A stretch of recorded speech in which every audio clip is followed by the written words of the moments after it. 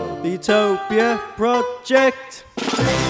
Sponsored by Liberty Slice Co. Authentic New York pizza. Hello and welcome to the Utopia Project. This is a place where we ponder the perfect planet. I'm Chunky T and I'm joined by Jak Magic. Hello. The Permanent Shopping. And working behind the scenes, it's producer Vorney. Welcome, crew. And in the studio this week, it's Tango. Hello. That's a great name for this show. Just Tango! Fucking yes, I like it.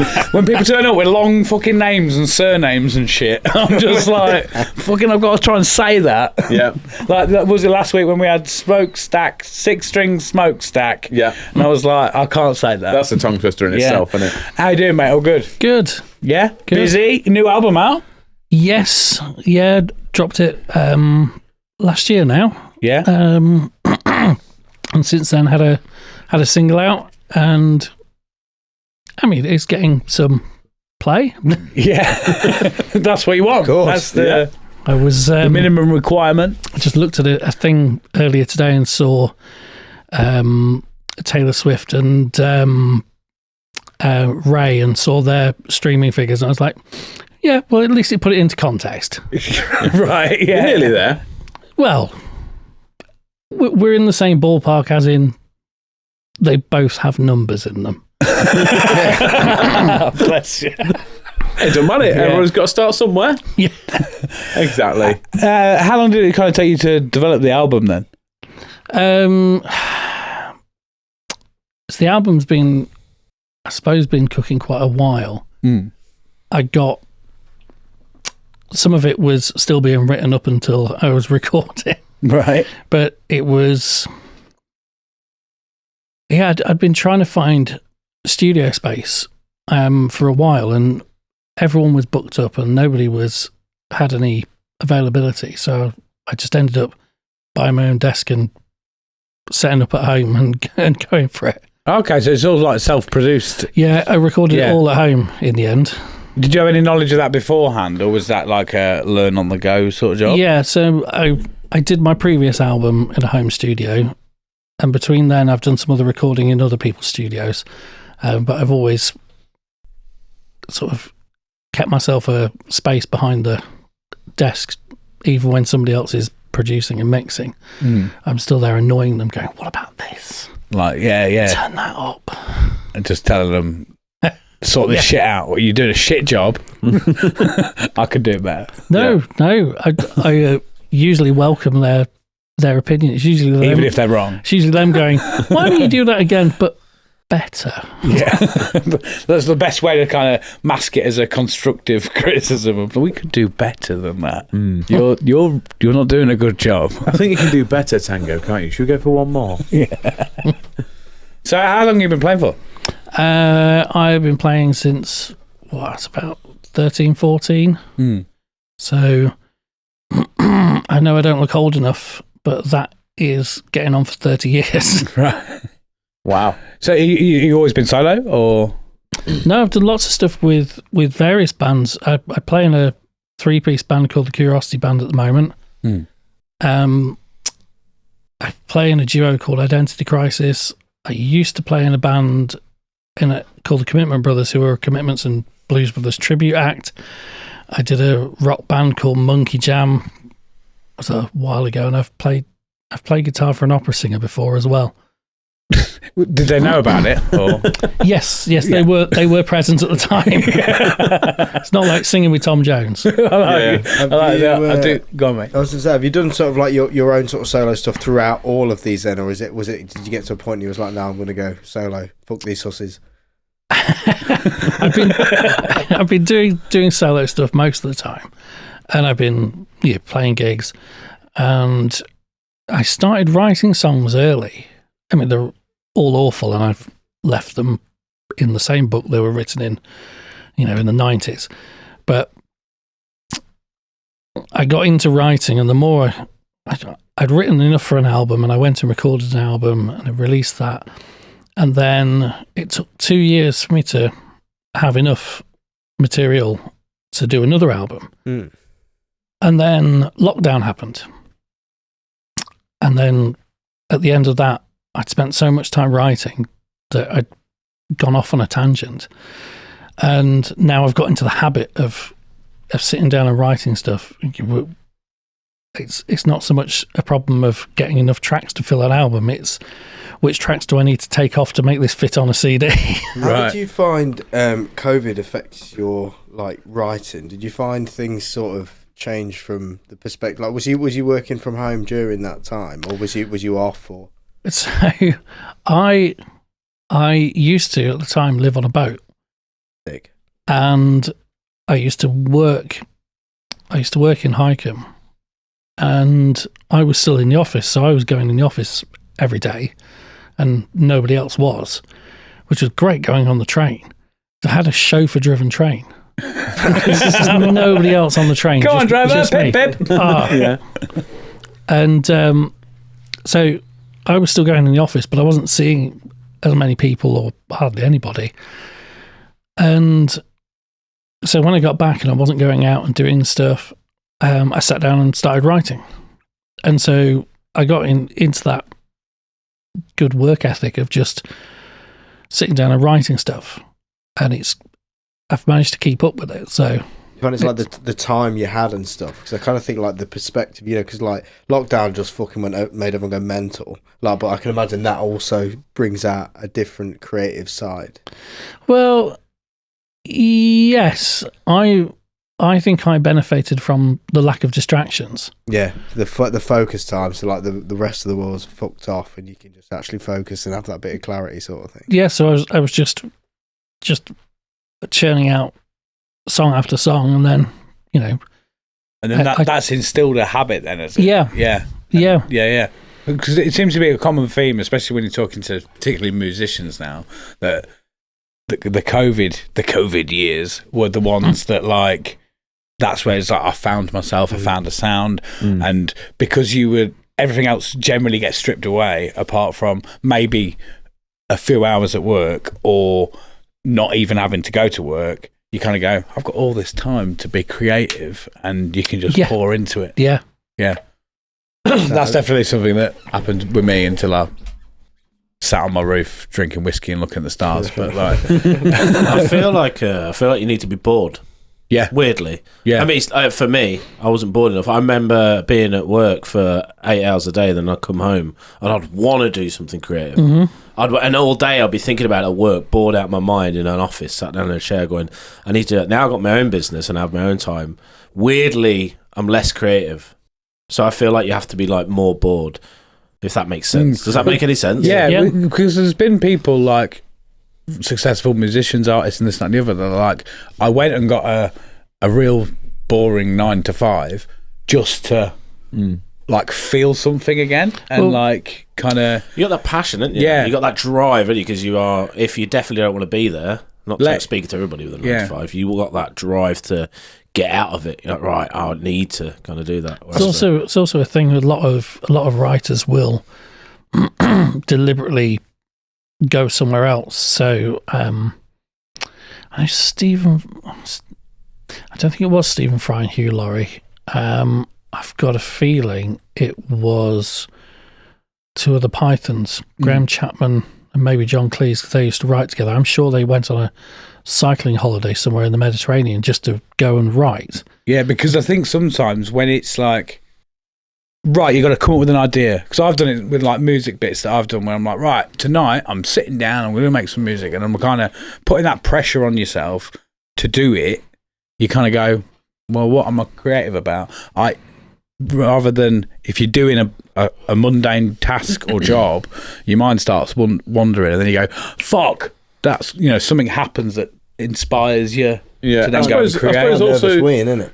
Nervous win. Yeah. Creativity. No, that's the way to put it. Don't look, and then I will write a song. There's a great video on YouTube of a creative guy, and I saw it years ago, and it always stuck with me. And the title was "You're Not Bored Enough," and it was him explaining his creative process when he was more. And you have to put yourself into that position, especially if you don't. But if you're not bored all the time, that's why I got rid of social media and stuff, because I need to. I think having that there, just having that fucking distraction, too quick, innit? Yeah, I suppose really as well with having the 9 to 5 thing, does it make it so that you're because there's, say for example, there's 8 hours of your allocated awake time is allocated to work, because you know, oh well, I've only got 5 hours after work where I can actually do what I want to do. Does that then inspire you to be like, right, I've got to make those 5 hours count? Yeah, for sure. I think it also helps if you can, if you do that, if you can set aside, well, these 2 hours are when I'm going to concentrate on that, because it's very easy. Like in the moment when an idea comes to you, write it down, come back to it. If you set that side of time to come back to it, that does work. It makes it, you said, like a habit, but it's not regimented, but it's like having office hours for it. Yeah. And it puts you in a routine where you go, okay, this is time I do these things. I'm comfortable. I'm in the space. I've got a guitar or whatever it is. And then you see where it goes. Sometimes it works, sometimes it doesn't. Yeah. Sometimes I just end up playing old Men at Work songs and never getting around to writing anything. That's good though, because it's like, because again, it takes the pressure off like what you need to do in that time. You know what I mean? And again, that pressure added to it can make or break it, but then it's also known that it's all right if you don't, because I always find ideas come out of the like fucking ether a little bit. You know what I mean? Like I can spend 8 hours trying to figure out how to do something. You said that sometimes about like the prep for our midweek show. Yeah. Where it's like, I'm looking at the brief and going, oh, I can't, what the fuck am I going to do for that? Forget about it, go off, do your fucking dishes, and then go, It just sick. It's just come out of nowhere. Come to you. And I think you've mentioned, Vaughn, haven't you, about who was that fellow with the glasses? If this is a game of guess who, mate. Yeah. Right, let's put them down. Click, click, click, Michael click. Caine. Michael Caine. That's not the right one. What Who is it? Who is he? Is that- Why do you act like Tango's the idiot? Like, you just said the guy with glasses. He's picked anyone, and you've gone, no, fucking, what are you talking Davey about? put words in my mouth. I said very nicely. That was not the right answer. John Lennon. What did he Gandhi. say? He's the spiritual fellow. Is it Rick Rubin? Yeah, there you go. Oh, Yeah. man. Yeah. It's only because I'm plugged into a section of his head. Yeah. Yeah. He says he's the one that says it's like the ideas are on a thing and you Conveyor belt, yeah. and you can take them, and otherwise someone else gets them and that. But yeah, because they just like they come to you, don't they? Talking of that, just a fun fact. Did you know, and I've seen this because it's going around algorithms, you might have seen it, Dennis the Menace was weirdly created on the same day, in the same time period, by the same person. One was in America, one was in the UK, and they're both created on exactly the same day. Yes. Yeah. But the design of them looked different. Yeah, there's he's a blonde guy, isn't he? Because there's a film that's Dennis the Menace that is not the Dennis the Menace like Beano. I think it's because it rhymes. It was one of those things that at some point it must happen. Somebody at some point must go, he's a menace, I'm going to call him Steve Ennis. Doesn't work. We'll come back to that. And I think it might be that thing, but it's the same as I'm going to get the name wrong now. Isaac Newton and somebody else both invented calculus separately. Jeff Capes. I don't think it was I believe Jeff it Capes. was. Yeah. It was not Jeff Capes. It might have been. It's Andrew Tate, wasn't it? I think for the purposes of this argument, Jeff Capes might win. Jeff Capes, Andrew Tate. Jeff Capes. I think it happens a lot more, but we just don't know about it. Yeah. I think the same two people have the same idea at the same time, but we just don't know about it. Oh yeah, I've had the same thing where I've thought I've come up with something brilliant and original, and then weeks later, see it. Yeah, it's either in the subconscious or you've had that. We did the same thing with Steve Kalis. Yeah, Steve Kalis, who's like a friend of the show, he does his own pod over in Yeovil and stuff. And we had a chat, all four of us, we could be crazy. We'll do a silent podcast for like 20 minutes and just put it out and see what happens. A week later, he did it exactly the same. Yeah. And it was just weird that he's... I think ideas are definitely just, I think inspiration, ideas, creativity is you are just pulling from something. I mean, Michael Jackson was famously said if he used to get up in the middle of the night and he used to manically tell his team, I have to get this idea done now. And who was it that said, else Prince will have it before me? Yeah. He goes, I got to do it. He'll wake up famously at the middle of the night. He goes, I will do this, else Prince will grab it. And I think a lot of creators throughout time thought of that. Was that ideas, though, or was he talking about minors? I've got to get this one, else Prince will get it. I mean, in all fairness, some of Michael Jackson's biggest hits were written by a guy from Grimsby. Were they? Didn't know that. Yeah. Interesting. Who? I think he was from Grimsby. I'm sure he was. Who was that? The guy who wrote his songs for him. Utopia Project. Now then, everybody, it's time to tell you about our sponsor, Liberty Slice Co. Here at the Utopia Project, we absolutely adore pizza, and Liberty Slice Co. are the best in the game. They're exactly what they say on the tin. They're authentic New York pizza, so you can get yourself either a big slice, a single slice, or a big 20-inch pizza pie. They do a grandma slice, which is an upside down pizza with their special signature sauce on the top, their cheese blend in the middle, and it's a big old slab of cheese, and it's gorgeous. They've even started now doing desserts, American authentic desserts. Go grab yourself one. You can get yourself 15% off for collection through their website with the code Utopia15. So what are you waiting for? Go and check it out. Go get yourself some delicious pizza from Liberty Slice Co. Authentic New York pizza. Utopia Project.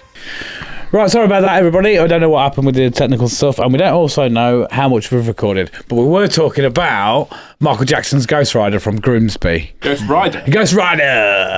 Has he got a flaming skull? Yes.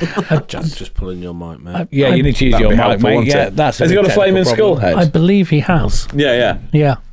Vorney, what did you find about it? Rod Temperton, mate. Rod Temperton. So he was just a fish boy doing fish things, and then he wrote. Born in Cleethorpes, mate. There you go. There is a gap in my knowledge between he worked at a fish factory in Grimsby to writing for Michael Jackson. I'm assuming some stuff happened in the middle. No, I like to think that Michael Jackson just went to him and went, hey, you're good at songs, do some for me. I don't think he was gutting fish going. There's a song in that somewhere. Yeah. I'll ring up Mickey. Salmon, just lovely salmon, and he was like, "That's good, that." Yeah. Get on this then, boy. You know what, deliver your fish, Michael? I've been writing these songs. I think you should perform them. Right, should we get on with some planet building? Yes. Just before all the equipment dies. I think that's the big thing. Yeah. Right, so this part now is where we create your dream planet. And you were saying before the pod, you've got a notebook and you took it quite seriously. How did you find it in general? I found it. So if I go for some background first, because a lot of the music that I write is about local history and local folklore, I had the pull to make it all about Lincolnshire and pour out all this strange knowledge of the county and all the weird things that have happened there, and bring in stuffed chine for everyone to eat, and make the drink Batemans and all these things. And I realised that's not really the point of what you're doing here. The idea is to delve more into my disturbed brain. Yeah, 100%. And the fact that you've said it's a disturbed brain, I'm fucking ready. Yeah. Right. So the first thing, mate, is your planet's name. So this, I struggled with this because I came up with this idea. In fact, my wife mentioned this idea straight out. Katie dropped this one on me, and I haven't thought of a better one. So it's Tangoine. Tangoine, yes. So we full on playing to the Star Wars crowd. Is there a cantina on there, or do we need to answer that further down the line? I dare say there will be a cantina somewhere playing an irritating song over and over again. Yes. I'm here for it. Oh. Is it a Tangtina? Tangtina. Yes. I like that. Cool. So I was assuming big fan of Star Wars? Yeah. Yeah. Nah, he hates it. You used to be. No, I enjoyed the new films as much as I enjoyed the old films. Maybe from a different viewpoint, because when I watched the original films, I was in my teens, and my friend at the time had a full AT-AT, Oh, at 88. Yeah, massive one. It was great. I cosplayed as an AT-AT once. Nice. Yeah. Genuinely. I've only ever watched one Star Wars film, and it was after I cosplayed as an AT-AT. Because it's him and Baggy. Made a full a AT-AT pair costume. of legs each, and then a box round them. Yeah. Box Wandering around us, around. head on the front. We was the legs. Who was Yeah. the bottom? It was front and back. Baggy was back, I was the front, and we chased loads of people around going, Baggy pew, pew, pew, pew. Yeah. That works. Yeah. You I'm there. I need to see pictures he of is this. not lying either. Yeah, They were going up to people in the crowd going, pew, pew, pew, pew. Yeah. I had a friend who we used to occasionally do fancy dress, and a friend one night we went out dressed up for Halloween, and he went out dressed as a photo booth, That's great. and a fully functioning photo booth. So he had a camera in there. If it would take your picture and it would put it on a website that he made for it, and you could download the picture from your phone or however you did that. That If is cool. If you donated to charity, it would print a picture. He didn't get the printer to work, so he was just in there with wax crayons doing crap drawings and then handing them to people. it was a thing. That's a business for you, Sharpy. like that. I do like that. Just draw them. Human photo booth. This photo booth takes ages. Here's a photorealistic drawing of you. Only took me 2 weeks. Isn't it? I can see the elaboration going on now. I might fuck it a bit, some wheels, get it out on it. What I will Yeah. say is, if you're planning to be inside was essentially a cardboard box that he decorated all night long, you're gonna get sweaty because it's Yes. hot in there. No, I look good sweaty, man. I like that's your solution. I still look It's good. all right. I look good. Cool. Right. What would be your planet's flag or emblem then, mate? So I'm going all out. The background of the flag, I think, should be like a maroon colour, so slightly darker than the shirt I'm wearing now. And a nice dark, sort of clarity, dark Yeah. maroon kind of colour. And the emblem on the flag is a pigeon. A pigeon. Pigeon. I tried. I mean, I did draw a little version of it. It looks quite sinister. But I wanted to try and do like an almost South American tribal style pigeon on this flag. And my reasoning behind it is I'm a big fan of pigeons, and to us, pigeons to pigeons are gods. We created pigeons as they are now. They didn't used to exist. I never expected that this year we would have so much pigeon chat. We had Will on not so long ago, who's the pigeon racer. His dad's a pigeon racer. Oh, He is yeah. not. yeah. So, what do you mean? What like we created the X-Men sort of thing? In a way, Peter. but also no. So they Wolverine and Storm. I'm just seeing pigeons as X-Men, and it's just infiltrating. But you know what I mean? Like, did we just inject a boot? Well, so rock doves existed, but then we realised that they were quite useful, and so we built massive dovecots for them, and they all came in and they did their business in there, and then we collected their business, and then we used it for tanning leather. We used it for all sorts of chemicals we got out of that. Can you say when you say business, I mean, at the rear end of the pigeon. poop? Yes. For the layman's out there, it's poopy. The guano Poopy. Go on, of I know the that pigeon. sounds like Ace pigeon and shit. Children. Yeah, it does. And Bat shit. then we created cities. And they're Wait, out they we've- Right, we need to rewind this. we Right, didn't- because there's we didn't already build you've used a them. lot of words I don't know. cities. No, I know what a city is. I know what a city is. We've gone from pigeons to we So created rewind. cities. You said they created a dovecot. I don't know. Yeah, so that's like you'll see them, sometimes they're small and white, and yet in people's gardens you'll see a little white building with holes in. Oh, lots of And doors. they're for pigeons. Right. Okay.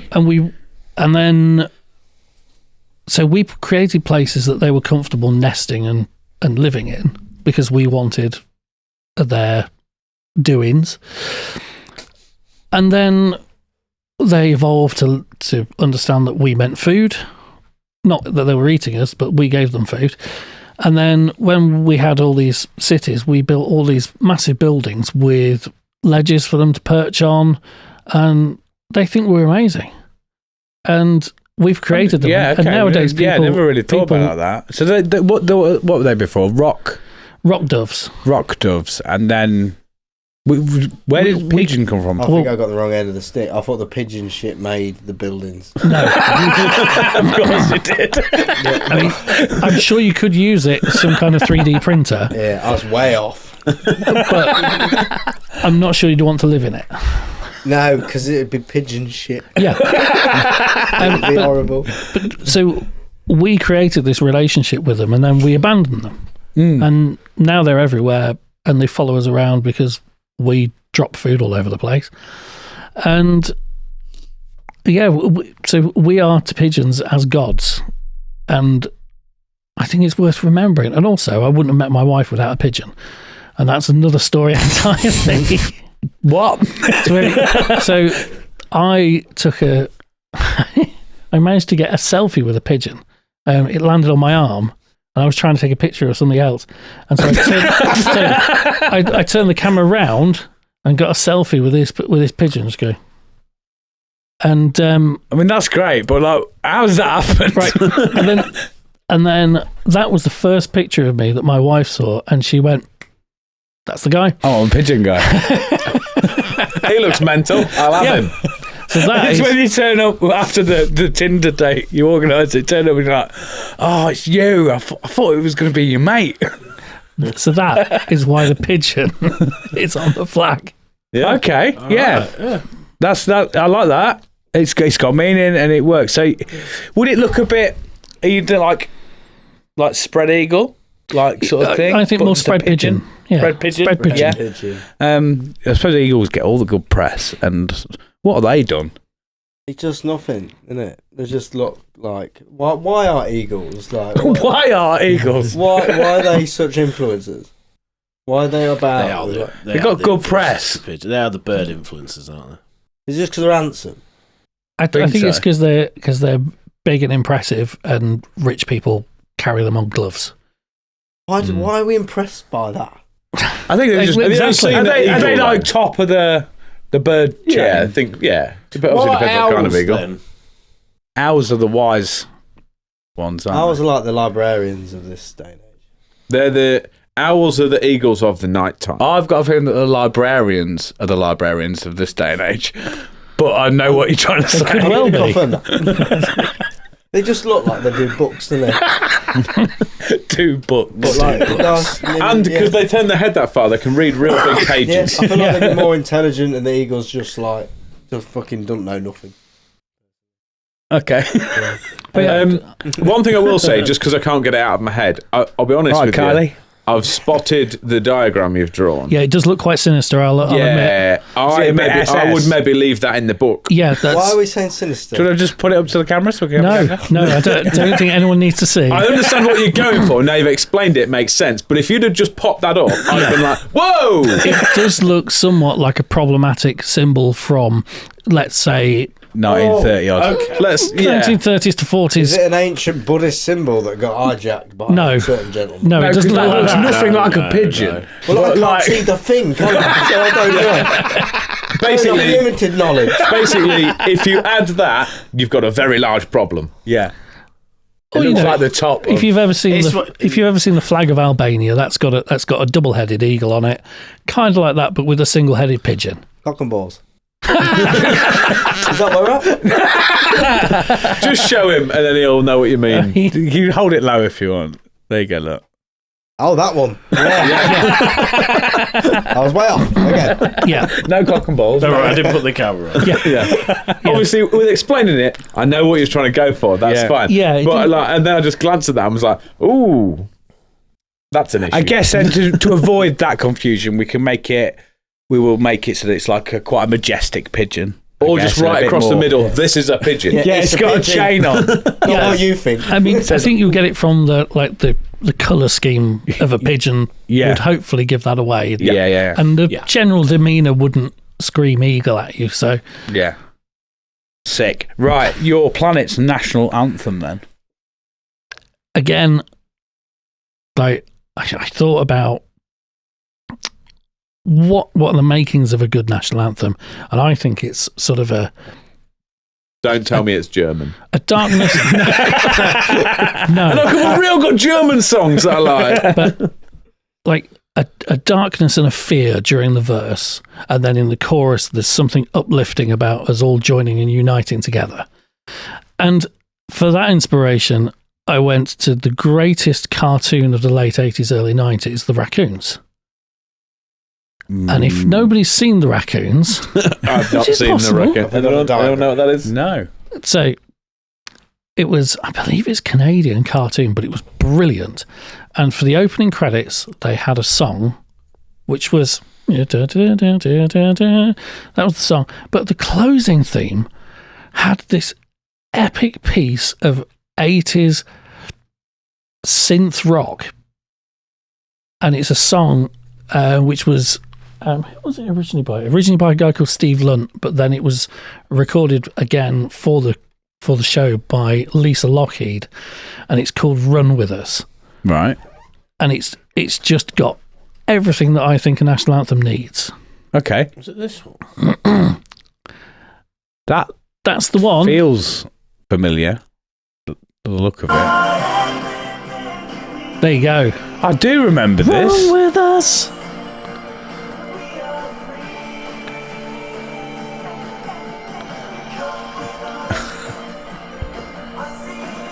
It's your national anthem. I think it's got everything I need. Literally. Any pigeons? I don't believe there are any pigeons in it. It's mainly raccoons and some pink things which I never really worked out what they were. Those are the things with the weird noses. Yeah. I've got a weird Maybe they were memory aardvarks. of that, I of do. seeing that, but not. I think it's a bit before my time, that is. Yeah, I don't know what that is. So what's it called? It's called Run With Us. Run With Us. My favourite is the Lisa Lockheed version. There is also a great version.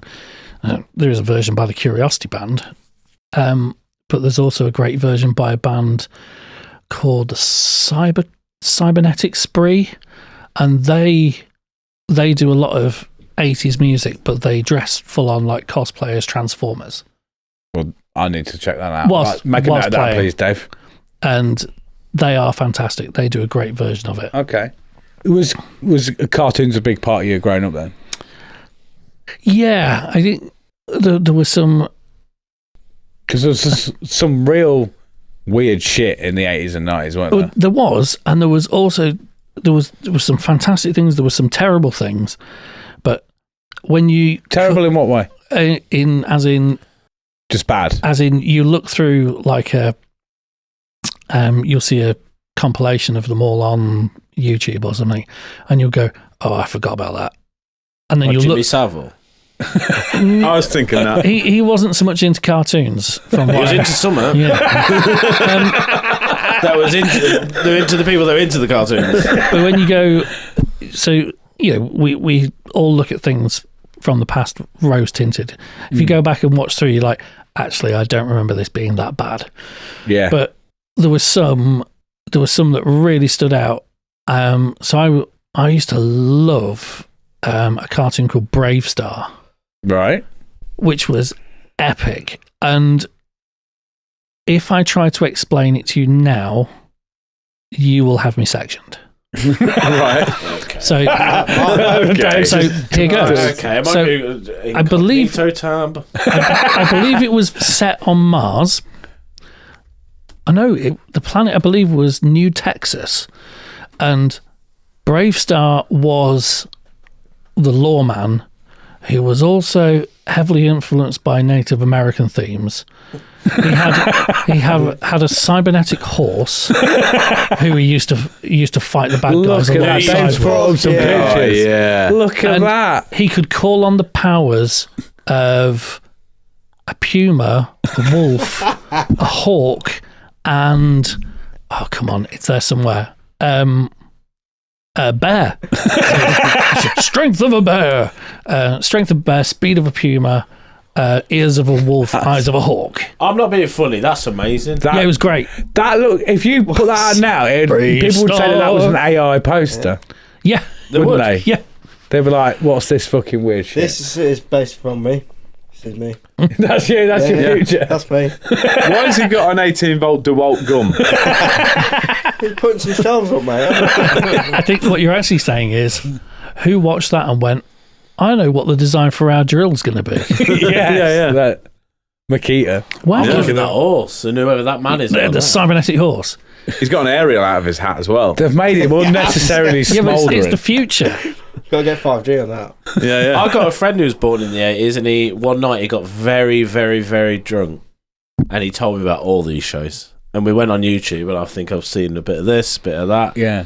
And I've just seen the barrel of the gun that the horse is holding, and that looks like a very large gun. that's a cannon. That's a bazooka. That. And there was one called Visionaries, I think.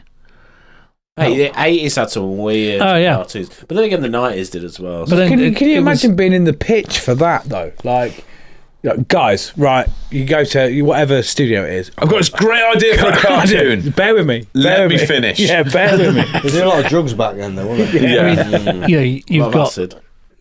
around the same time I was watching Thundercats, Thundercats. Yeah, that was He-Man. He-Man always baffled me. See, the I film that's enjoyed it. come out I of never knew He-Man. why. I have heard rumours, because I've seen the original film and it was a product of its age. It was awful. I've heard rumours that there is a new film coming out and that Brian May is doing all the music. I don't know about At that. least you I got am. someone current.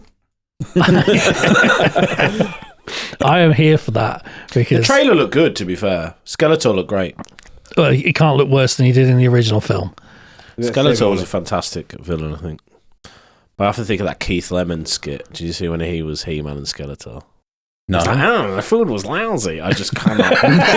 It's doing a come dine with me, but it's He-Man and Skeletor. Skeletor. It's like, it's a great place, but the food was lousy. And it was Keith Lemon just doing all the characters. It's fantastic. Utopia Project.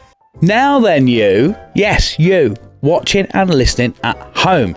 You've got this far in the show. You're obviously enjoying what we do. Have you done what you should be doing and pressing the subscribe button on YouTube?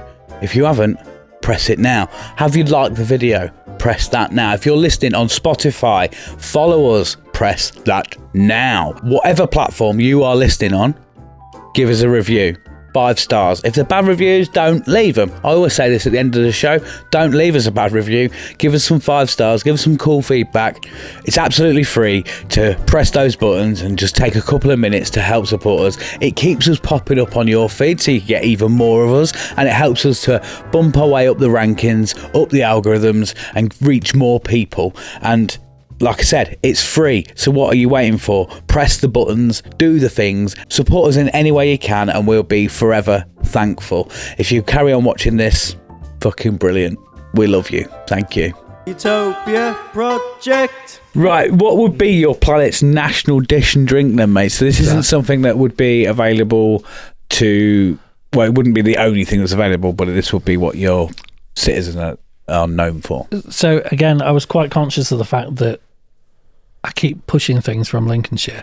So I was in two minds about doing stuffed chine, and I was going to bring in some stuffed chine for you to eat if you'd never had it before. What is that again? Is that like Lincolnshire Hayslet? No. Haggis or whatever? No. So it's I've like heard of it. it's like ham, except so the cut of meat they use has they cut slits into it, and it's quite fatty, and then they stuff it with lots of herbs, and then they boil it and slice it up. And I would suggest it can be an acquired taste. It sounds it. Yeah. And a lot of people. What meat is it? Because all you said is it's like ham. It's ham. It's close enough to ham. Spam. It's made from pork. Okay. So, or from Right. a pig. So Yeah. but I've got a fondness in my heart for it, and a lot of people don't like it, and a lot of people hate on it. And I ended up writing a song that was almost like a love song to this stuff, and I played it. I did a podcast, and afterwards I played one of my songs, and I played this song, and the woman who had been interviewing me, that she was in the corner crying, and she said to me at the end, she said, "That was beautiful, but were you singing about pork?" Yes, I was. So I've steered away from that. I've steered away from bringing to the table Lincolnshire sausages, even though I love Boston sausages. Yep. And I'm not doing toad and hole. I'm not doing that. I am going all out, and partially because it's my daughter's favourite of all the things I used to cook for her. Pumpkin soup. Whoa, Never that's had left pumpkin field. soup. Yep. Right, so I love a pumpkin soup. It's one of my favourites. didn't know it was a thing. And there's so many. Yeah, pumpkins things. are edible. I know a lot of people just leave them on the front and go. I know that they're edible, but I just didn't know. And that's part of it. Yeah. And I see people buying pumpkins with kids in insert local supermarket here, and you know for a fact that they're going to cut holes in it, put a candle in it for a week, and let it rot. And you think you can still eat it, not after it's rotten. Yeah, no, not for a week outside. Take the bits out and then cook, and then cut it into a funny shape. So, I'm a big advocate of cooking with pumpkins. Yeah, I've never actually had pumpkin. Haven't you? I thought you would have done. No, I've never actually tried it. Pumpkin soup. I made at one point. I made a wine from it. I made Pumpkin a pumpkin wine. Mm. I did it with some orange and some ginger. Well, that was quite good. It was. In fact, you can make it from any fruit, I suppose, can you? Yeah, it's quite sweet. So it does make a wine. I think without the ginger and without the orange in it, it was a little bit like Pumpkin-y. just alcoholic-y water. It didn't really carry much flavour through. Just bleach. That's just bleach. That. Yeah. Love that. But it's a versatile vegetable. Yeah. What drink will you be putting with that? Again, I thought about this long and hard, and I was talking about it with Katie this morning, and she said, "I know you're going to say this, so just this is going to be your national drink." So it is gravy. Wow, just gravy. right. Oh, what a meal! Pumpkin soup and gravy. Gravy and pigeons are like haunting us at the minute. Yeah. Like- Well, you see, I was tempted to have gravy as the national dish, because to quote Twister, the film, gravy is a food group in its own right. Yeah. That's from the film Twister. How do you remember that quote from the film Twister? You are a fountain of like. Is this the tornado? Yes. Yeah. So Yes, an American film. not gravy. And Americans know nothing about gravy, but he's right. Why does that come up in that film? It's quite early on. It's like, oh, whoa, So fucking hell, look at it's that. where Just they- to let you know, gravy is a food group of its own. right. Anyway, Gravy doesn't fit in anywhere. Anyway, I mean, now you've said it out loud, I think maybe I was dreaming. But It's all that pumpkin soup. it is definitely in there, I promise you. But yeah, Fermented pumpkin soup. You're hallucinating. and I've got notes. I oh, why did I write this? So you can get vegan gravy. It can be vegetable based, so it doesn't have to be beef. I have written I will accept as a substitute for gravy custard. I don't know why, but I wrote it. Not but Bovril. they're just the same in consistency. They are. They're worlds apart. It's like- but I that's- don't go, oh, jam roly poly, get some gravy on Yeah, it. but Like- custard No, is like the remember, this is your gravy. drink, not your food. drink. It's Cause- dessert gravy. Exactly, it's It is, gravy yeah. for the Okay, sweet yeah. tooth. Yeah. It is good. And I've uh, had custard for years. I think it. custard would be the better choice because then you can eat your pumpkin soup, and then custard is, like you say, like a sweet treat afterwards. Yeah, isn't it's it? dessert gravy drink. Well, then what are you gonna- Yeah. Dessert gravy. You can have pumpkin soup. Mama, is there any dessert gravy in the cupboard? Sugar soup. Sugar soup. You know, like you can have, you can have pumpkin soup and a pint of gravy. It's also worth No, pint of mentioning at this custard. point as well that on Saturday you rang me up, didn't you? I was Yeah. like, oh, missed a call from Jack. I'll ring him back. Rang him back, and he just went. I want to reenact how the call went. I went. Boot, boot, boot, boot. answer? Oh, you're on me? Yeah. I went, oh, hello. I'm going to ask you a question. Do you eat custard? Yeah. Cool, bye. That was it. That's That was it. I'm here for it. And Yeah. I just carried on about my day. I was just like, okay, And I that's just left him to What stew did on you it. do with that information? I just told Mum because Mum asked. What did your My mum do with mother the did information? ask. We was talking about it. Your Mum mother said, doesn't know you eat custard. Bloody hell. Do you don't even know me at all? Mum was like, I can't remember where we got it. She was like, I don't know if he even still eats custard. I went, I'll ring him and ask. And I started ringing, and she went, are you just ringing him to ask if he eats custard? Yeah. my out. my Right, mother okay. my mother before now has managed to, like, as an adult, she's managed to gift me something that I never ate as a child and would never eat now. And I was like, why have you done this? And she's like, you like blue cheese, don't you? No. I like custard. And I Well, she just sent keeps her- giving you blue cheese. Well, and I sent a message to my friend. This was at Christmas, you know. And I sent a message to my friend and said, my mother's giving me some blue cheese. Do you want it? Because I know you eat it. And he goes, does she know you?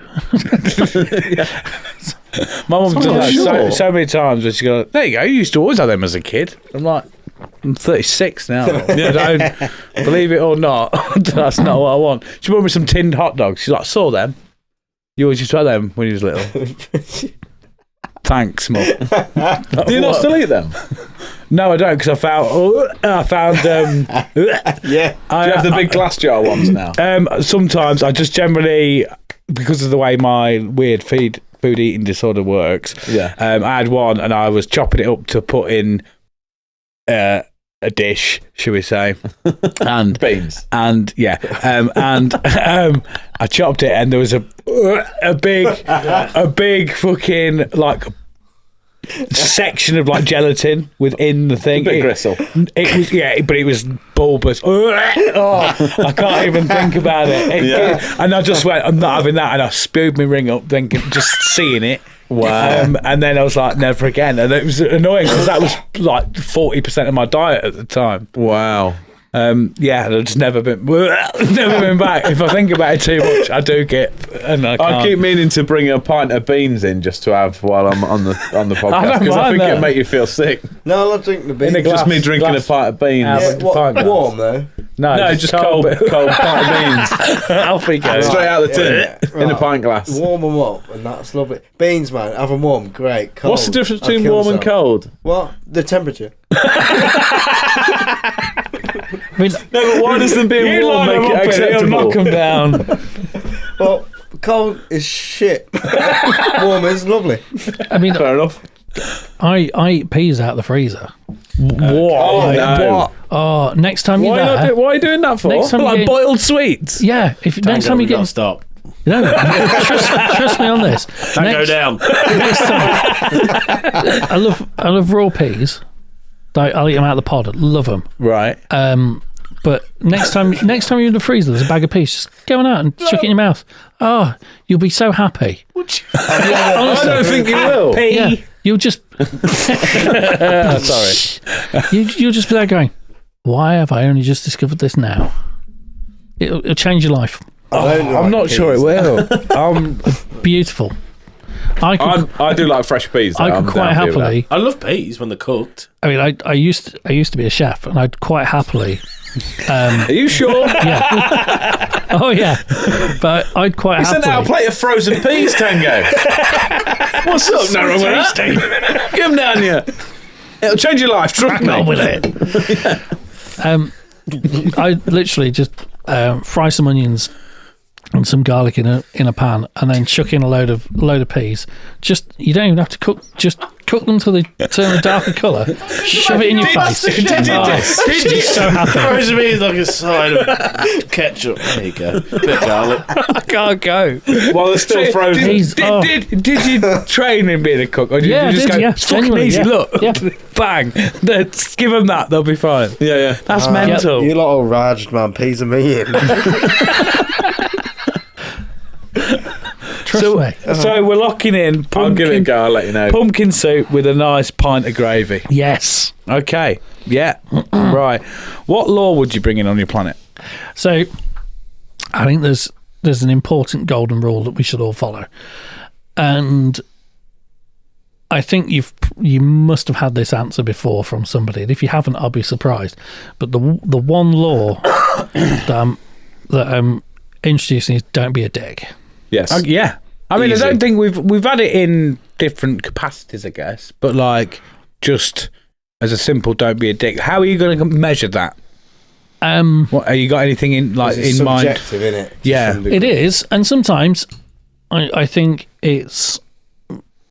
sometimes it's warranted. Sometimes Okay. the situation calls for you to be a dick, but usually that's because somebody else has already been a dick. Are you having like dick wardens?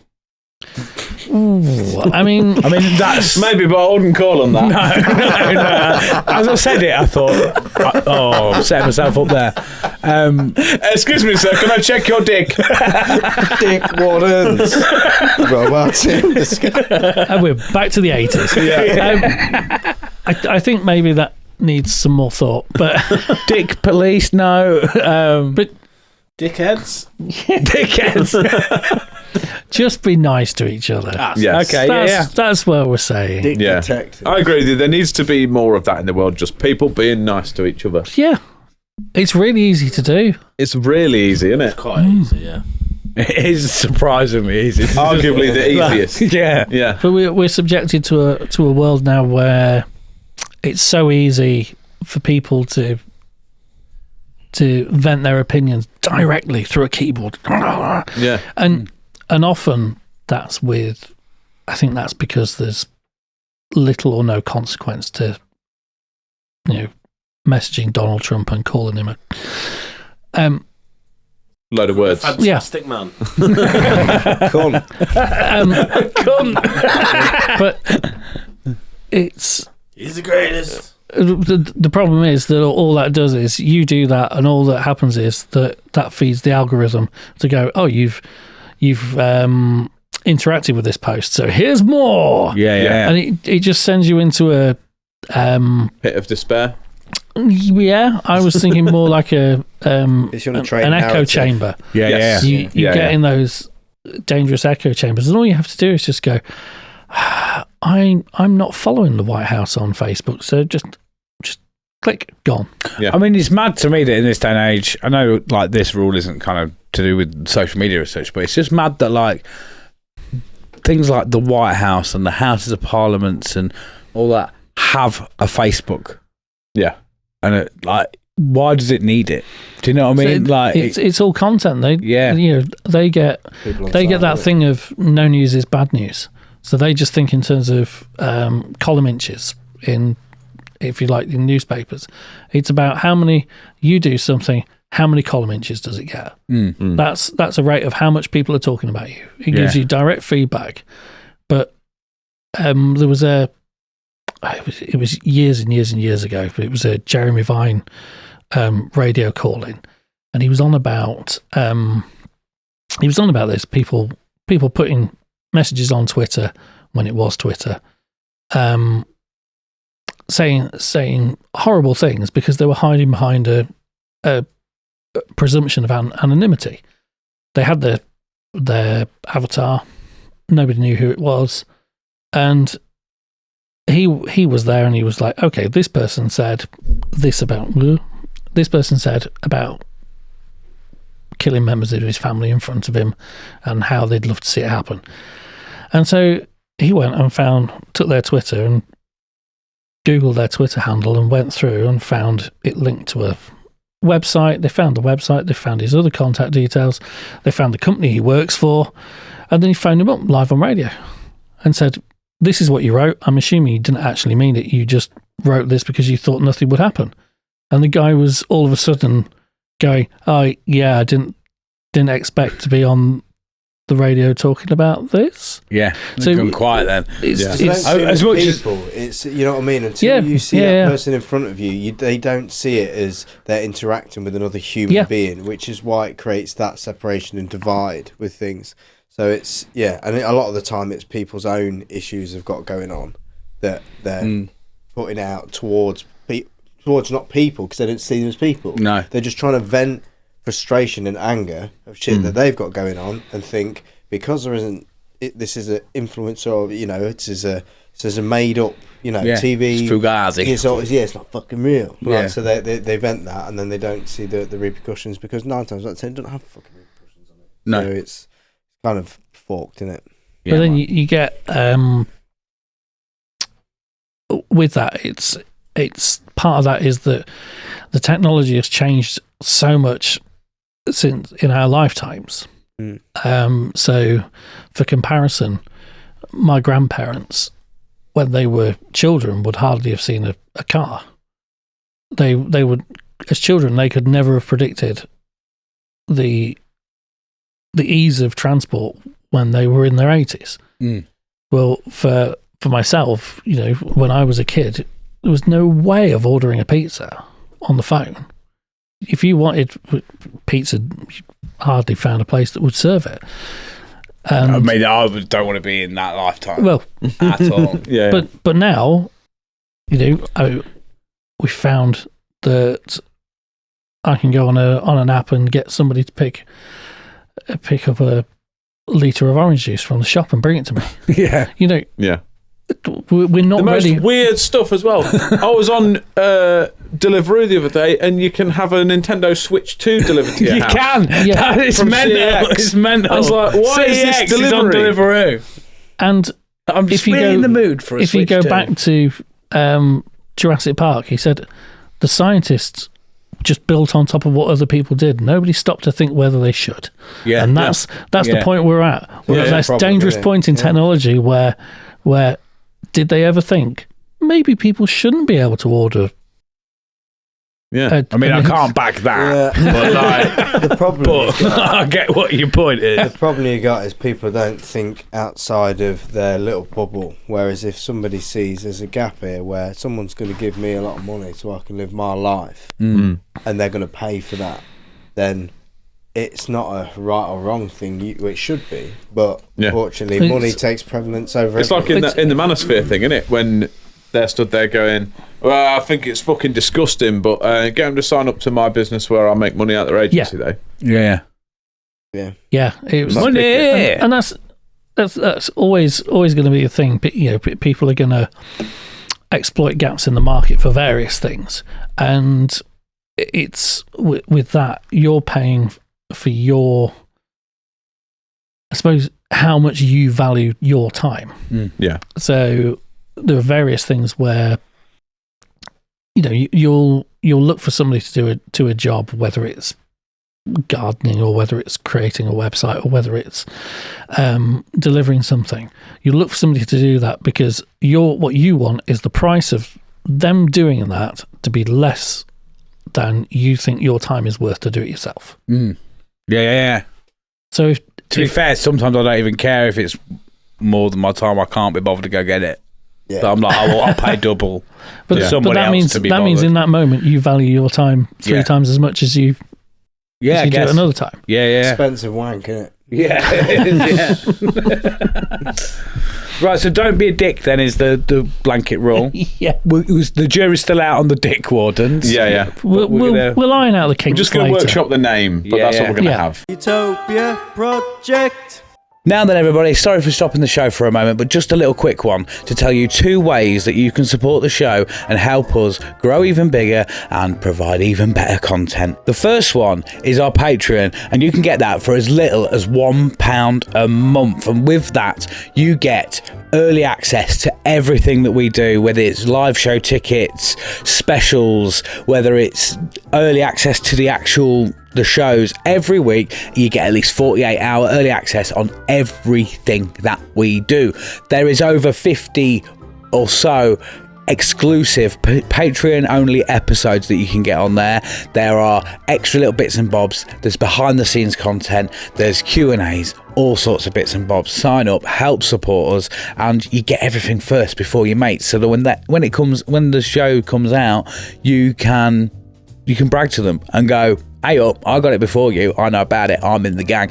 Be a utopian on Patreon today. The second thing that you can do, it also comes with a real physical treat for yourself, and that is going on our website, tuppod.com, and buying yourself a fancy bit of merch. We've got some cool little bits on there, t-shirts, jumpers, hoodies. By doing that, you can get yourself a little treat. If you are a fan of the show and want to see this do well, then sign up to them now, grab yourself something special from the website, help us grow, and we will be eternally grateful as always. Anyway, on with the show. Utopia Project. Who would be your planet's ambassador? So, again, my first thought was clearly it's got to be Freddie Mercury. Nice. But that seems too straightforward and like the thing that maybe that's not the best use of. I don't know what I'm saying now. I've lost words. So I was going to ask, why has it got to be Freddie Mercury? Because he's like, if you dial 999, you got list the emergency services. You've got fire, police, ambulance, mountain rescue, coast guard, Freddie Mercury. What? Isn't it? That's what emergency has not made a better situation by somebody going, hey, oh. You know, Maybe someone's just come out as gay. That's like No. gay dial. I don't know if it's helping. No. If I'm having a heart attack, Freddie, I feel better. Thanks for that. he famously sung a song called "Keep Yourself Alive." I think that's valuable. That's the advice. Valuable I love right that. there. Just But the authorities keep yourself don't need alive. I think Cheers, even, Fred. if I try and think about it, I think the rhythm of it is about the same they teach you for CPR as well. Keep yourself alive. It'll do, yeah. It's staying alive, isn't it? Yeah. Yeah. So they do stay The alive. authorities are there when you cannot do that. When you cannot keep yourself alive. Yeah, Freddie's going, keep yourself alive. Brian May's on his way. What specific? Right, so we know well, we've got the police. You know, you're getting robbed up. Like, ring the police. You know, your heads fell off. We're going to the ambulance. Right. What situation am I calling Freddie in? What's happened? That's What's what we're trying to get to the bottom of. So You've got a crowd of people who won't listen. Just as a side note, have you seen Brian May's solo career? I've seen and heard some of the stuff he's done, yeah. I don't know. What, you haven't? Or you haven't? I've seen it. It's fucking. He did a whole documentary about badgers. That's different, isn't it? I think he's an amazing guitarist. I grew up with Queen. I think they're a fantastic band, one of my favourites. His solo career. I'm sorry if you watch this, Brian, but Everything I do is driven by you. Didn't he also write Come On Brain, It's There? That's why you say, come on, Brian, it's there. not for me. Ask Freddie. Get him on the blower. Oh, it's gone. Freddie had the talent. I mean, Brian May did. He's an amazing guitarist. Freddie Mercury only wrote a quarter of what they put out. But he's an amazing frontman. Yeah. He's a showman, darling. Showman. So who is going to he's- be your ambassador? He's not my ambassador. So I'm glad we've covered that. We've got it out of the way Yeah. for various reasons. Maybe And not the best choice. He's busy on the Yeah, he's busy. 999 To be calls. fair, knowing that now, we should probably change that question to who is your planet's ambassador and why is it not Freddie Mercury? Again, why is he on the authorities 999? That's going to haunt you, isn't it? Why has he turned up there? That could be another question, actually. Who is your fifth emergency service? Oh, no, No, did you need? the sixth. Yes, Sorry, who is your sixth God, emergency Freddie service? Mercury. We'd be like, why? He's dead. Yeah, I think that's actually a good question. Who is your sixth Like, emergency who's your service sixth and why is it emergency not service? Freddie Mercury? I'm depressed. Are you under pressure? Yes. I am. He just sings songs at you. What do you do at the weekends, Freddie? I like to ride my bicycle. In that case of that emergency where you need to know if a fella rides a bike. Yes. Yeah. So who's going to be your planet's ambassador? And why is it not Freddie Mercury? I'm expecting that my answer is going to be as baffling as the one that it isn't. So I've decided it's not a person, it's going to be an animal. Right. It's my favourite animal. Capybara. You are so close. Oh. It's disturbing. Oh, really? They close? are often in He's just on about his proximity to you. Oh, right. Got nothing to do with it. in zoos because their care is so similar, Yeah. and they get on with each other so well. They are often kept together, and it's a tapir. Ooh, nice. Oh, they got big wangs, haven't they? I remember that when we No, I went think you're thinking of donkeys. No. I was fascinated. We went to, was it Lynx Wildlife Park Yeah, or Yorkshire yeah. Wildlife Park? Yeah. And I was like, Jack, what's this weird fucking beast over here? Right? So they look strange. Anyway, they look like armadillo-y kind of anti-tree Nigel things. is the but one they're that was like they're tall, aren't they? They're probably 4 foot tall. They I'd get say. quite big, yeah. And oh my god, his wang! He was just sat there eating his hay, slapping his dick on the ground, just fucking wanging it about. And I was just like, Jack, look. I thought it had 5 legs. Honestly, it was huge. It just kept like it was the fact that it kept slapping itself in the belly with it. Yeah, just so. Oh, I'm getting a bit hot now. My point of it being a very noble creature is becoming rapidly quite moot. Yeah. Google tapir penis. Please do that. Please do not. Please do that. It looks like a rat if it went wrong. I worry, like more than Look at that. Look at it. Bloody Look, hell. it's got a hand on the end of it. Do you know what I mean? It's like an elephant's trunk. Picks up his change. Do you know what I mean? Okay, quite high on the list of things I never want to see again. That's your ambassador, mate. Is that? I feel like we've ruined your Planet Tango. I'm sorry. I'm not. Come on this podcast, we can rip the piss out of everything you bring. All I feel like I've done is list more reasons why a tapir should be the ambassador. Yeah. So my points are now very disturbing because I was going to say, well, I relate to it because it's very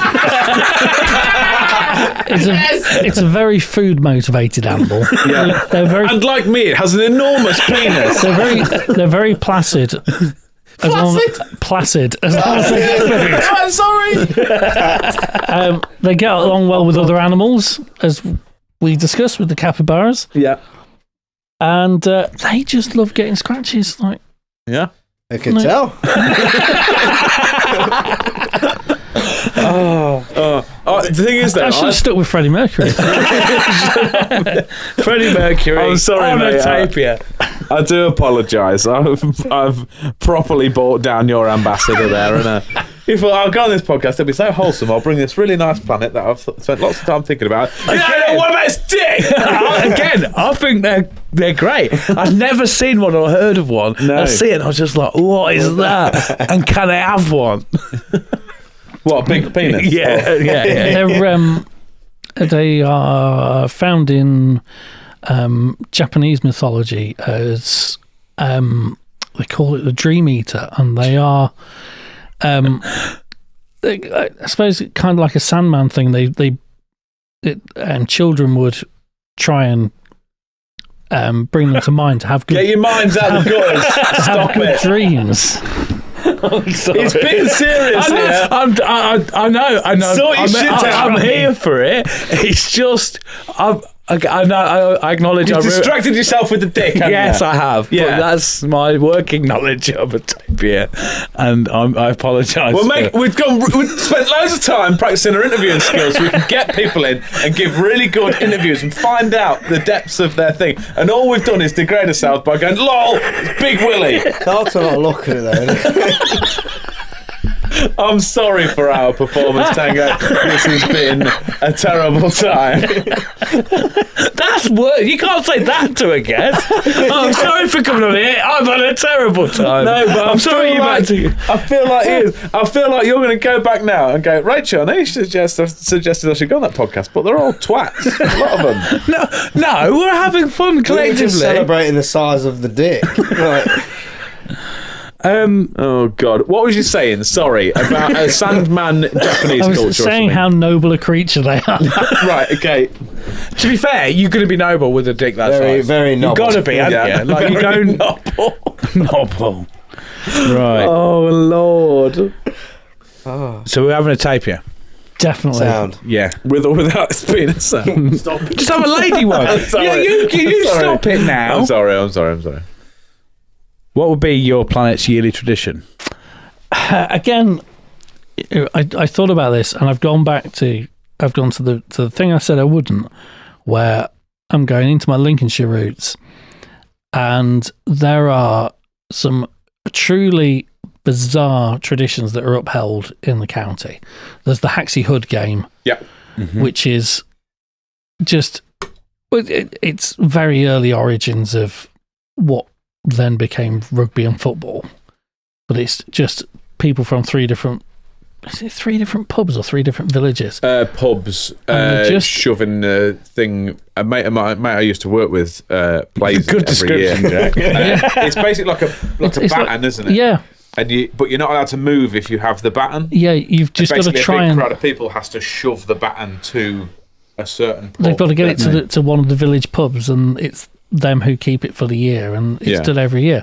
There's one in a place called Osby where they chase a baboon through the streets every year. It's not a real baboon; it's someone in a gorilla costume, but they've done I've it not for heard so of this long. one. Well, so Was it originally a baboon? A yeah, real life so one? in a place called Culverthorpe, there was a big hall, and the guy who owned it, he had a baboon, and it was let onto the grounds at night because it keeps poachers away. That was the idea, because nobody's coming in because they're going, I'm not going anywhere near that. But it killed his child. It killed a small child. And so the So people... you're killing Dave off. The people You're got killing together Dave and off. chased it through the streets, and they got it down to. They always end up in a pub in these. Got it down to the pub, and they trapped it at the pub, and they threw it off the roof to kill it. And weirdly, and so I'm gonna put they Dave's repeat cam this on in a every year second. with lots of drink and chasing someone in a gorilla costume. But the weirdest part of that story, the bit that I can't get my head around, is if you go to Culverthorpe, in the lake there's an island, and on the island there's a mausoleum that he had built for his baboon, and his 6-month-old child had a tiny gravestone in the chapel. It's like, Wow. it's like, really? Yeah. Give the baboon a mausoleum. I'm a child, Dad. Yeah, but Where also, did he get the baboon from in Lincolnshire? I don't think it necessarily came from Lincolnshire, but there Do you know was. what I feel like a lot of these things are? A lot of these things are traditions made up that are excuses that some bloke's given his missus as to why he has to go to the pub. Or, yeah, And it's all gone too far. I've got to go to the pub tonight, love. It's the Haxie Hood. I'll not live it down if I don't go. I've got to go to the pub tonight, love. I need to chase the baboon. It's once a year we chase the baboon. And You we know throw how it it off the is. roof. And then we throw him off the roof, and then we all get pissed. I am the baboon this year. I can't let everyone down. Exactly, yeah. So, I've Oh, gone. well, yeah, actually, bring that back. But so then, in the modern day one, if the guy's dressed as a baboon, Yeah, they did don't throw even him off the Does roof. a baboon kill a child? The original baboon killed a child, yes. They don't do that every year. The new baboons are just a man in a suit. They don't have to murder a child and get thrown off the roof. Yeah. They do that for fun, though, don't they they? just pick the good bit, Yeah. the fun bit. And so, with all those traditions, one of my favourite old-timey traditions is sailing, which is... We're going to strap in because I've got a feeling this is going to... Well, I'm worried sailing. where this is going to go, because it's incredibly wholesome, or I think it is. We'll at least. probably ruin it. So, around this time, maybe a bit earlier in the year, it was people would go around to fruit trees and orchards, and they would they'd sing songs, and they'd pour some of the last of the cider on the roots of the trees, and it's sort Like of the apple's going back into it. it's connecting people with where they're from. It's connecting people with the rhythms of nature. So it's the end of winter, spring's coming. It's about ushering out that period of cold and bringing in the new season of warmth and growth, and splashing a bit of cider around and having a few songs at the same time. Mm-hmm. So I find it weirdly wholesome and just pleasant. It's a long way from the baboon throwing, isn't it? Like, so I can sign off on that. Yeah. And then at the end of it, you rip the tree out of the ground, throw it off a roof. And kill a kid with it. Yeah. And then drink more cider. Yeah. And the cycle. And you've got to go to the pub. And the cycle continues. Speaking of, oh my God. There you go. There's a little bit there. Don't drink it all. Yeah, I'll give it a go. So that's what you say. It's called We're Sailing. We're sailing, yes. Yeah. Not We Are Sailing, which was by Rod Stewart. We are sailing. Yeah, that one. So that's just what, like a weekend every year? Yeah. Yeah, all families getting down there. Yeah, I mean, if you can find an excuse for doing it, you could do it 4 times a year. Yeah. Just got to have that impetus to say, what can we celebrate by drinking cider and singing songs? Well, it's a Wednesday. Okay. Yeah. That baboon's dead. Right, the final thing then, mate, is your planet's national treasure. So this is, imagine a utopian museum, if you will, and there'll be an exhibit for your planet, and there'll be something on that exhibit that shows what your planet's about. So my planet's contribution will be art. It could be anything. It could be performative, as in, performance art, music. It could be dance. It could be a song. It could be a painting. It could be a piece of woven fabric. Just anything that champions creativity. Okay. So as a installation then, is that something that's going to change all the time then? It'll be a piece of art from your planet? Yeah, I think it should. Maybe it could be done via a link, so it doesn't necessarily have to change. But you're viewing the planet's creativity through some kind of means. It could be done via a chip in the brain. Do you reckon you could do it like every season, or like have it linked to something? So it's like, I don't know, like springtime, we have an art piece that represents something to do with spring, or I would like to think that you come into the space where the exhibit is, and your experience is a connection to something creative that you connect to. So it's like with the Harry Potter mirror. I was about to say Mirror of Erised. It's like that. Everybody has a different experience within that sort of. So that's cool. I mean, it's I do enjoy the ones that are a bit deeper. Whatever that person connects with in that time. So even if you come back, you won't get the same experience. You will get because you've matured and aged, and the time's different. Yeah, the wind's blowing in a different direction. Yeah, so something is going to change. That's actually pretty cool. I like that. We're locking that in. Any notes? I'm there. Cool. Right. The next thing is, we need to recap the planet. Let's go through that. So your planet's name is Tangoine. Your planet's flag is a maroon background with a pigeon flying majestically. Your planet's national anthem will be Run With Us by Lisa Lockheed. Your planet's national dish and drink will be pumpkin soup with a side of gravy as a drink. All custard. All custard. Yeah. Alcoholic versions available. Laws. The law on your planet will just be a blanket, don't be a dick, with sorting out whether or not we'll have wardens in place to police that. Your planet's ambassador will be a tapir, a female tapir. Okay. Yeah, it's just why? Get best way.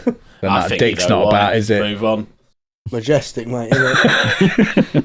Golden dick. Your planet's yearly tradition will be We're Sailing, and your planet's national treasure will be a interactive, creative art piece and experience. Portal. Yeah. Okay. Yeah. Yeah. Sick. Changing art. The final thing we do, which we've just started doing, is what's the 6th emergency service? Yeah, that's it. In this cup is a bunch of scenarios that your planet's going to go through. We don't all know what these are. We're going to pull one out and we're going to talk with you. You're going to say how the people of your planet or your planet is going to deal with that situation. And then after the show, you'll write a situation to put in the cup for a future guest. Jak, would you like to pull one out? Yeah. Ooh. Go for this one. Yeah. What's this one? We don't know how appropriate they'll be. We don't know what's going to happen. We've got 1 day a week, the sun forms a face and screams relentlessly for 6 hours. How are you solving that? Is there a problem? I mean, it's only 6 hours. 6 hours 1 day a week. It's not bad. Just leave it. Relentless. I mean, you'd know what the time was, wouldn't you? You'd be like, oh, it's scream day. Yeah. Well, I suppose, yeah, So it it's confirms weird. that day It's of the weird week. because I woke up yesterday thinking it was scream day. I was already there. I was anticipating That was in my head. They're very quiet for a scream day, isn't it? Yeah. I think there's a lot you could do with that. I mean, you could harmonise with it. You know, you could get out there and imagine a group of people all out there, all screaming, but in perfect harmony. It'd be incredibly annoying. You could try and out annoy it. You could try earplugs, or you're gonna have to. Oh, put up so with it. like the citizens could be like, just act like you're not bothered, and the sun will get bored. Gap in the market for loops, isn't it? Yeah. Yes. Yeah. Yeah. How would you deal with it, Jak?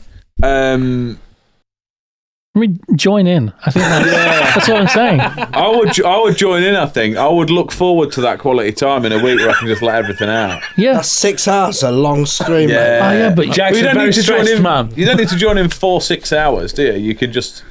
that's the 6 hours of screen time that you're allowed a week. Yeah. I'd leave. Just leave. Where's the sun? I don't know. I'll come back on the non-scream day, I reckon. I'm going on holiday that day. Yeah, because you get Every nothing week. to do with it. It's in the sky. It's off the planet. I'll be like, I'll nip off, mate. You carry on. You deal with that. I mean, we're assuming a lot of things. So, first of all, if the sun starts screaming, it's in a vacuum. Sound's not going to travel. So, But if a whole planet is screaming, is that enough? so what I'm saying is though that there are various physical things that we're not. You can't come here and certain solve this with logic. We've got a screaming sun. of. So, Yeah. so I still stand by the answer. Join in. Join in. in. Go with it. Yeah. Okay, mate. Yeah, that's fine. Get on board. Deal with it. Well, that takes us, everybody, to the end of the show. Tango, it's been a delight having you on. Thank you for coming on. It's and been a journey. having a little laugh with us. Sorry if Jak's ruined it by wait, being wait. offensive. That has nothing to do with me. You brought up the dick. No, the fellow brought up The cappy. Yeah. Yeah. He brought that up. Tell me about Would you like to tell people at home all about your stuff and plug it and whatnot and let them know where they can find you? Yes, so you can find my music on all reputable and disreputable streaming platforms. Basically, whichever evil company or corporation you stream music from, you can find me there. Matt Tango Ellerby, or the Curiosity Band. I've got an album out. Welcome to the Half Moon Hotel. Thank you for bringing that up in time. I've got. Did you just forget the name of your own album? Yep. I've got a couple of Got you, Tango. singles. So even if you listen to some of the stuff and you don't like it, if you just stream the track 56 or The Otter and the Fox, then the proceeds from that will go to charities. So you can What charity is that? stream those and turn the volume down so you don't have to hear it if you don't like it. The charities are the Lincolnshire Wildlife Trust for the Otter and the Fox, and it's the 56 is about the Bradford City fire, and Bradford City have it goes to the Burns unit at Bradford City. Oh, great. Cool. Yeah. Because there was a tying in with Lincoln. It was Lincoln who were playing at Bradford when there was a horrific fire. It took 4 minutes to take out a stand. Wow. And I first became aware of it when I was doing a training course, and they showed footage from it to show how quickly fire can go and how bad it can get. And one of the stands at Lincoln is named after the two Lincoln fans who died that day. Stacey and West. Yes. So proceeds from that will go to the Bradford Burns unit. Glorious. Yeah, everybody at home, go and check out Tango and stream the shit and raise some money for charity. If you're watching on YouTube, then please do subscribe. And if you like this video, boys, what they got to do? Like the video. Real life. Like the smash button. Let me know. That actually kind of worked as a weird beatbox tune as well. Smash, smash, smash, smash, I was feeling it. smash. Yeah. Follow us on Spotify, review us on the podcast platforms if you can. 5-star reviews, that'd be lovely. If there are no stars, don't leave them. Follow us on all the social medias at Utopia Project Pod. Make sure to interact with all the content. Share it, like it, put it on your stories, tell your mates and all that. Grab some merch from the website, tppod.com. Join the Discord. Join the Patreon for as little as £1 a month. Support the show. That'd be great. And at the very least, come back again and watch some more stuff. On the catch this week, we've had Tango. Working behind the scenes has been produced of Bonnie. And I've been Chunky T. Thank you very much for coming along. I've been Jak Magic. We'll see you on the flip side. I've been the Permanent Sharpy. Permanent as always. I'm going to get myself a little bit of custard, I reckon. Hey. Get me a fucking good shag that, mate. Hey, this has been the Utopia Project. Goodbye. Don't put your penis in custard. If you do that, you like it, don't you? Welcome to Utopia. Please make yourself at home. It's the only place on earth where you can bitch and moan. There's something here for everyone to make you feel quite great. Just as long as we've already let it through our gates. This is our dreamland. This is Utopia. Yet another little podcast for you. It's so wonderful and magical and positively colourful. It's our cheeky show. By now you know. The Utopia Project.